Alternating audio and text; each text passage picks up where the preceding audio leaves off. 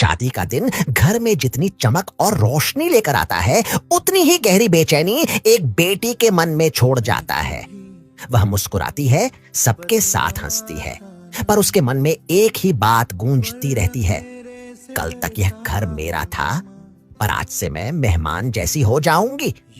उसके खिलौनों से लेकर उसकी दीवारों पर लगे बचपन के निशान तक सब उसे ऐसे देख रहे होते हैं जैसे पूछ रहे हों, क्या तुम सच में हमें छोड़कर चली जाओगी?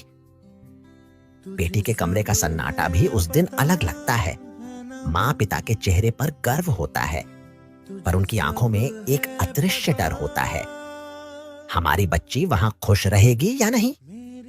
एक रात में ही उसकी दुनिया बदल जाती है। जिस घर में वह निडर होकर घूमती थी, उसी घर की देहरी से निकलते हुए कदम कांपते हैं।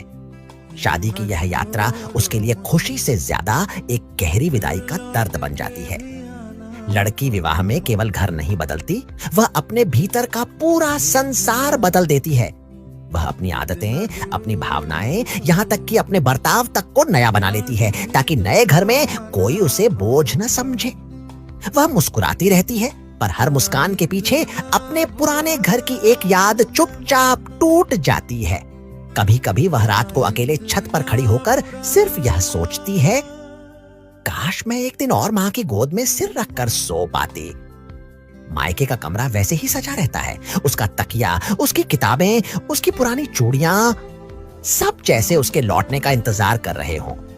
मां कई बार बिना बताए उसके कमरे में चली जाती है, उसके दुपट्टे को हाथों में लेकर चुपचाप बैठ जाती है। कभी कभी उसकी आंखें भर आती हैं, पर वह रोती नहीं, सिर्फ इतना कहती है, आज मेरी बेटी सच में बड़ी हो गई। और उस पल दोनों घरों के बीच एक अदृश्य पुल बन जाता है, जो बेटी के त्याग पर टिका होता है।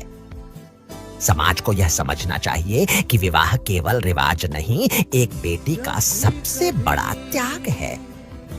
वह दो घरों को जोड़ने के लिए अपनी पूरी पहचान बदल देती है। इसलिए बेटियों की भावनाओं का सम्मान करें।